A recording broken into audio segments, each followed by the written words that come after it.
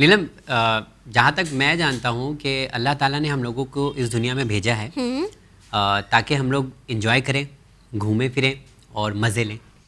پر یہ دنیا تو ٹیمپرری ہے نا ساجد، ہم لوگ یہاں بھیجے گئے ہیں تاکہ ہم ہمارے ایئر آفٹر کے لیے پریپیئر کریں. نہیں، میں بتاتا ہوں. قرآن مجید کی ایک آیت ہے جو میں نے پڑھا تھا، سورہ عنکبوت کی آیت نمبر 64. اس میں اللہ تعالیٰ ارشاد فرماتا ہے کہ دنیا کی زندگی کچھ نہیں، فقط کھیل تماشا ہے. تو پھر کیوں نہیں ہم لوگ اس کو انجوائے کر لیتے؟ یہ تو قرآن مجید کی آیت ہے، میں تھوڑی نہ کچھ کہہ رہا ہوں. یعنی تمہارا بولنا یہ ہے کہ اگر دنیا میں ہم آئے ہیں تو ہمیں ہر چیز بھلا کر صرف اس بات پہ فوکس کرنا چاہیے کہ ہم جتنا ہو سکے اتنا انجوائے کریں. آگے کا کس نے دیکھا ہے؟ کیونکہ میں جتنے سارے پروگرام سنتا ہوں، جتنے مجلس وغیرہ جاتا ہوں، علماء کرام سنتا ہوں، یہ کرو وہ کرو وہ کرو، انٹرٹین نام کی کوئی چیز ہمیں نظر نہیں آتی ہے، کوئی چیز دکھتی نہیں ہے کہ بھائی انسان کے اندر کوئی ایسی چیز ہو جو جوش بڑھ دے. ہر وقت خالی عبادت کرو. بالکل ٹھیک. تو کیوں نہ ہمارے آج کے ایپیسوڈ میں ہم بات کریں دنیا اور آخرت کی، اور کس چیز کو زیادہ ترجیح دینی ہے اس چیز کی. تو آئیے سب سے پہلے استقبال کرتے ہیں ہر دل عزیز پروفیسر کمال الدین اکبر صاحب کا. السلام علیکم. علیکم السلام ورحمۃ اللہ وبرکاتہ. پروفیسر صاحب، سب سے پہلے تو آپ سے یہی جاننا چاہوں گی، جس طرح ساجد نے حوالہ دیا ہے قرآن مجید کا اور کہا ہے دنیا انجوائے کرنا چاہیے ہمیں، لیکن قرآن مجید میں ایسی بھی کئی آیتیں موجود ہیں اور کئی ایسے ایگزامپلس موجود ہیں جو ہمیں یہ بتاتے ہیں کہ ایک وقت تھا جب اگر کوئی گناہ کرتا تھا تو فوراً عذاب آ جایا کرتا تھا. ہم کافی انبیاء کی سٹوریز وغیرہ بھی پڑھتے ہیں کہ کس طرح انہوں نے بدعا کیا، دعا کی اور فوراً عذاب آ گیا. لیکن آج کے اگر دور پہ نظر ڈالیں ہم تو گناہ عروج پر ہے. ہم اس بات کو ڈینائی نہیں کر سکتے کہ آج کے دور میں کئی ایسی چیزیں جو ہو رہی ہے جو کہ غلط ہے، ناانصافیاں ہیں، مظلوموں کا قتل کرنا ہے، یا ایسی کافی ساری چیزیں جو رانگ ہے. تو آج عذاب کیوں نہیں آتا؟ وہی میں کہہ رہا تھا، اللہ تعالیٰ چاہتا ہے کہ انجوائے کر لو. پہلے کیا کہتا تھا کہ آپ گناہ کریں گے عذاب آ جائے گا. انہی کی بات سے میں شروع کروں کہ دیکھیے قرآن مجید نے دونوں دنیا میں بھیجا بھی اللہ نے، اور ہم لوگوں کو عمل کرنے کی بھی توفیق دلائی، دنیا کا فریب بھی دکھایا. تو جیسا کہ انہوں نے کہا، اس میں امام محمد باقر علیہ الصلوۃ والسلام کی حدیث ہے کہ اہل دنیا جو ہیں، یعنی ہم لوگ جیسے لوگ ہیں، یہ اصل میں سو رہے ہیں، خواب دیکھ رہے ہیں. جو کچھ ہو رہا ہے یہ خواب ہے، خواب کی طرح سے. ان کو دولت مل رہی ہے تو بھی پریشان ہیں، تو بھی حالات اچھے ہیں تو بھی. یہ تب جاگیں گے جب مریں گے، تب ان کو معلوم ہو جائے گا کہ جو دولت تھی وہ کچھ نہیں تھی، جو وہ تھا. تو اصلاً یہ ہے کہ فریب یہ ہے کہ جس وقت مان لیجیے ہم صبح جاگیں اور ہمیں اندازہ ہو کہ یار رات میں تو ایسا تھا کہ ہمارا پورا کمرہ نوٹوں سے بھرا ہوا تھا، جیولری تھی، اور صبح نہیں تو ہنستے ہیں خالی کہ پتہ نہیں دماغ کہاں چلا جاتا ہے. جی. تو اس لیے ایک بات دیکھیے، میرے ویورز بھی اس بات کو نوٹ کر لیں. دو طرح کی باتیں ہیں، دنیا میں زندگی اور دنیا کی زندگی، اس میں فرق ہے. دنیا میں زندگی اور دنیا کی زندگی. یعنی اگر ایک زندگی دنیا کے لیے ہو، جس کو قرآن کی جس آیت کا آپ نے حوالہ دیا سورہ عنکبوت میں، حیات الدنیا، دنیا اعلموا، جان لو تم لوگ، حیات الدنیا، کہ جو حیات دنیا ہے، لعب و لہو و تفاخر و تکاثر، یہ سب کہا ہے. وہ ابھی سے آپ سے آیت نمبر 64 یہ سب ہے. جی. تو یہ ارشاد فرمایا کہ تم مال پر اور اولاد پر، ایک دوسرے پر، اس کی کثرت پر، اس پر پہلے کبھی فخر کرتے ہو. زینت و زینتن وہ بھی آیا. تو عرض یہ کرنا ہے کہ ایک وہ دنیا، ایک ہے کہ دنیا میں زندگی گزارنا، جیسے ایک حضرت علی گزار رہے تھے. یہ دنیا کی زندگی نہیں تھی، یہ دنیا میں زندگی تھی. ان کی حیات دنیا کے اندر ہو رہی ہے کہ کیسے دنیا میں زندہ رہیں، اس میں کیسے اسٹے کریں. جیسے مثال کے طور پر ایک آدمی زلزلہ آ گیا ہے اور اس زلزلے کے اندر اپنے کو وہ کہہ رہا ہے کہ میں تو اب مر جاؤں گا، اس میں انجوائے کر لیتا ہوں میں. تو وہ زلزلے کو انجوائے کر رہا ہے. وہی کہ زلزلے سے اپنے کو سیف کرنا چاہ رہا ہے، بچانا چاہ رہا ہے. دونوں میں فرق. قرآن دنیا میں زندگی کو مضموم نہیں کر رہا، دنیا میں زندگی ہی گزار کے جنت اتاری جا رہی ہے. بالکل. اس کو زیادہ وہ اہمیت دے رہا ہے. دنیا میں زندگی گزار رہا ہے، دنیا کے لیے نہیں گزار رہا ہے. دنیا کی زندگی کا مطلب ہے دنیا کے لیے زندگی. یہ دولت جمع کر رہا ہے، کیوں پتہ نہیں. اتنے ہزار کروڑ اس کے پاس فلاں بینک میں ہو, سوئس بینک میں اتنے ہزار کروڑ ہیں, اور اس کا جو گھر ہے اس کے اوپر ہوائی جہاز اتر سکتا ہے. جی ایکچولی کیا ہوتا ہے نا, جو میں نے سورہ عنکبوت کی آیت 64 بتائی, آج کل کی جنریشن کو اگر آپ دیکھیں گے نا تو ان کو روک ٹوک زیادہ نہیں پسند ہے. اور دین اسلام کی جب ہم لوگ بات کرتے ہیں تو اس میں بہت زیادہ روک ٹوک نظر آتی ہے, بہت زیادہ یہ نہیں کرو وہ نہیں کرو, صبح اٹھو شام میں جاؤ مسجد, پھر دوپہر میں جاؤ مسجد, پھر صبح میں نماز پڑھو, پھر روزے رکھو. آپ جو بات کہہ رہے ہیں اپنی جگہ صحیح ہے, لیکن ابھی تو تھوڑا سا ابھی 2-2.5 سال کا تجربہ ہو چکا. جب کووڈ آیا تو سب کو تجربہ ہو گیا تھا, ہاتھ نہیں ملاؤ, اتنی گز کی دوری رکھو, اسکارف وہ باندھے رہو, ماسک لگائے رہو, اس کے بعد یہ ہاتھ دھو. میں اس زمانے میں خود بہت گورا ہو گیا تھا. جب باہر سے آتا تھا منہ دھونا پڑتا تھا, وہ بھاپ لینی پڑتی تھی, اور یہ سب ہوتا تھا. تو کہنا یہ کہ اگر آپ غور کیجئے کہ جب آپ کو خطرہ محسوس ہوتا ہے کسی چیز سے, اگر خطرہ آپ کو محسوس ہوتا ہے تو آپ بچنے کی کوشش کرتے ہیں, اور اگر آپ اس خطرے کو سمجھتے ہی نہیں, جیسے کہا جاتا ہے بچہ جو ہوتا ہے وہ اگر کوبرا بھی دیکھے تو اس کو پکڑنے کی کوشش کرے گا, اس لیے کہ, لیکن بڑا جو ہوگا وہ کوبرا دیکھ کر کے شاید چارپائی پر چڑھ جائے گا ابھی کہ کوبرا ہے. یہ فرق ہے. تو خاصان خدا جو ہے اس کو ریئلائز کر لیتے ہیں اور کرواتے ہیں. اب قرآن مجید کی آیت دیکھیں, انما اموالکم واولادکم فتنہ, بالتحقیق یہ یقین جان لو کہ تمہارا مال سمبل ہے دنیا کا, سب کچھ اس میں شامل ہے, اور تمہاری اولاد تمہارے لیے آزمائش ہے. رائٹ. واللہ اجر, اور اللہ کے نزدیک کیا, تو اللہ کے پاس کیا ہے, اجر عظیم ہے, بہت بڑا بدلہ ہے. تم جب آؤ گے تو تمہارے لیے یہ ہوشیار رہے گا اس میں. حالانکہ اماں ابا کو فتنہ نہیں کہا, کیونکہ اللہ کو کوئی خطرہ نہیں تھا کہ اماں ابا کی خاطر کریں گے, اسے خطرہ یہی تھا کہ اولاد کے بارے میں یہ رشوت لیں گے, بے ایمانی کریں گے, کرپٹ بنیں گے. کہا کہ تمہارا مال بھی تمہارے لیے فتنہ ہے. فتنہ عربی میں آزمائش کو کہتے ہیں, ٹیسٹ ہے, تمہارا ٹیسٹ ہے. تو یہ دونوں ٹیسٹ ہیں. اگر جو دنیا کی زندگی ہے, جب تک آپ اس دنیا کی زندگی کو آپ صحیح ریئلائزیشن نہیں کریں گے کہ کیا ہے, تب تک یہ دقت آتی رہے گی. وہ جو جس آیت کو آپ نے پڑھا تھا اس پر میں اشارہ کر دوں, وہ تو موقع تفصیلی نہیں ہے. یہ اسٹیجز ہیں جو آپ کی زندگی میں آتے ہیں. آپ کہتے ہیں کھیل کو, جیسے بچوں کو دیکھیے, اب چھوٹا سا بچہ ہوتا ہے 1.5-2 سال کا, یہ کھیل رہا ہے, یہ چیز رکھے ہوئے ہیں. پھر لاف تماشے کو کہتے ہیں. جب عمر زیادہ ہو جاتی ہے تو چھوٹا سا بچہ ہے, مان لیجیے 1.5-2 سال کا ہے, اسے باہر بندر کا تماشا ہو رہا ہو تو کچھ مزہ نہیں آئے گا. لیکن جو 5 سال کا ہو, 7 سال کا ہوا, وہ تو وہ اس کو تماشے میں مزہ آنا تھا.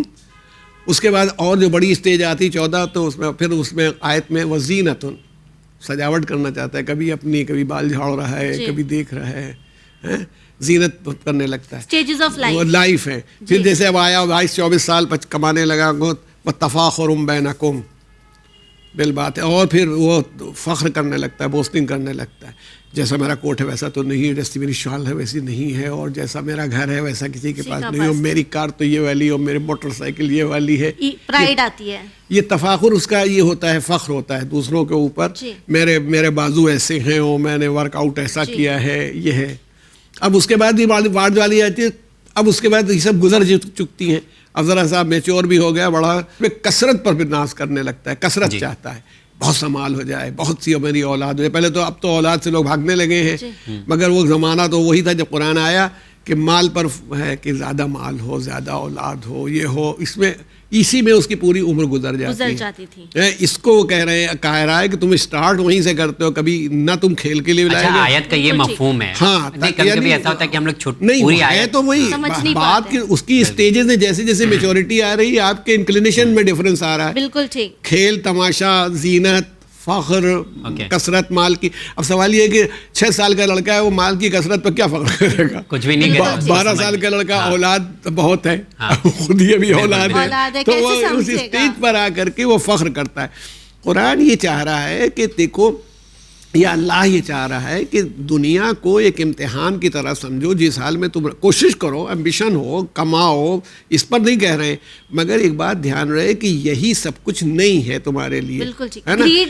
گریڈ, اچھا, گریڈ کا کوئی اینڈ نہیں ہے. وہ ٹالسٹائے کی ایک بہت مشہور کہانی ہے, how much land does a man require. اس میں آپ کو شاید کبھی سنائی بھی ہو, کہا ہو کسی پروگرام میں. تو how much land does a man, ایک آدمی کو یہ شوق تھا کہ میرے پاس بہت سی زمینیں ہوں, آج بھی بہت ہوتا ہے, کہ میرے پاس زیادہ زمین ہو, میرے پاس وہ, اب آپ بامبے جیسی جگہ میں میرا بڑا پلاٹ ہو, میں اچھی جگہ پر اور پوش لوکیلٹی میں میرا بڑا مکان ہو, انسان کا مزاج ہے. تو اس نے پتہ لگایا کہ کوئی جگہ تھی جہاں پر آبادی کم تھی, زمین بہت فرٹائل تھی اور وہاں زمیندار تھے, اور مجھ سے سوچا سستی مل جائے گی. وہ لوگ گئے اس کے پاس اور ماں تحفے وحفے لے کے وہ گیا اور سب اس کو انہوں نے دیا ہوا اور کہا مجھے لینڈ چاہیے. انہوں نے کہا کوئی بات نہیں, لینڈ تو یہاں بہت ہے, خریدنے کی بھی تمہیں ضرورت نہیں ہے. تم صبح جب سورج نکلے تو شروع کرو, جتنی زمین کو تم کور کر لو گے وہ تمہاری ہے. اچھا یہ ہے. تو ایک اونچائی تھی, وہ ڈھال تھی, اس کے اوپر ڈھلان پر اس نے دوڑنا شروع کیا. پانی بھی لیا تھا, کھانا بھی لیا تھا, دوپہر ہو گئی, 12:30 بج گیا. اب واپسی شروع کی, گھوم کے بھائی اس کو تو سرکل بنانا تھا کتنا بڑا. اب تھک گیا, پسین وہ ہانپنے لگا, پانی کی بوتل چھوڑ دی, یہ یعنی آخر تک وہ سورج ڈوبتے ڈوبتے اس نے آ کے اس پوائنٹ کو ٹچ کر دیا. تو وہ لوگ تالی بجانے لگے, بھائی واہ واہ واہ واہ, اتنی لینڈ اس نے کور کر لی, مگر اب اٹھ نہیں رہا. کیا فائدہ, جب اٹھا دیکھا تو مر چکا تھا. تو پھر ان زمینداروں نے اس کو دفن کیا اور یہ کہا اسے بس اتنی زمین کی ضرورت تھی.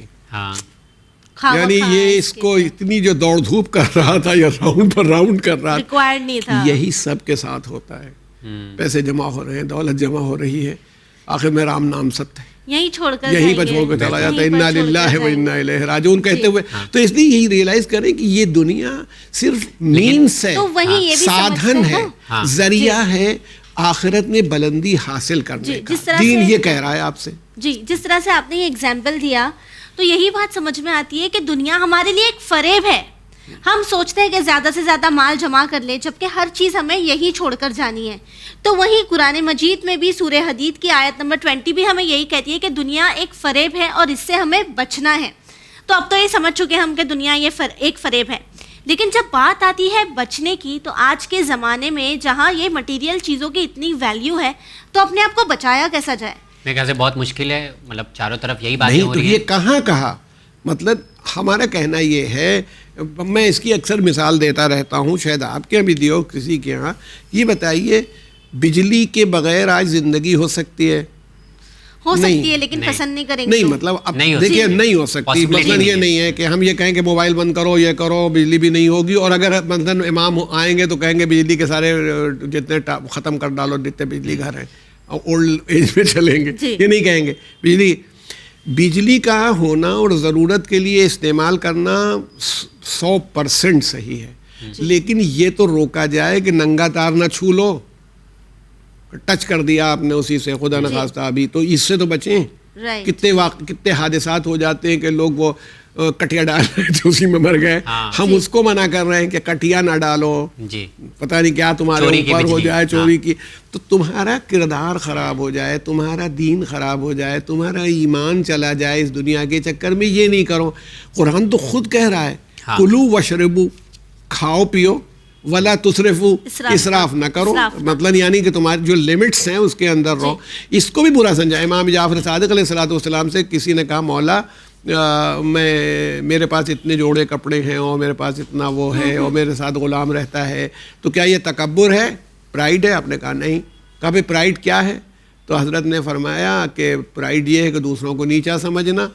کہا پھر کیا, کس چیز مذموم کیا چیز ہے؟ کہا بھائی یہ ہے کہ مس یوز یہ تمہارا ہوگا کہ تم جو پہننے کے کپڑے سے جوتے پوچھنے لگو.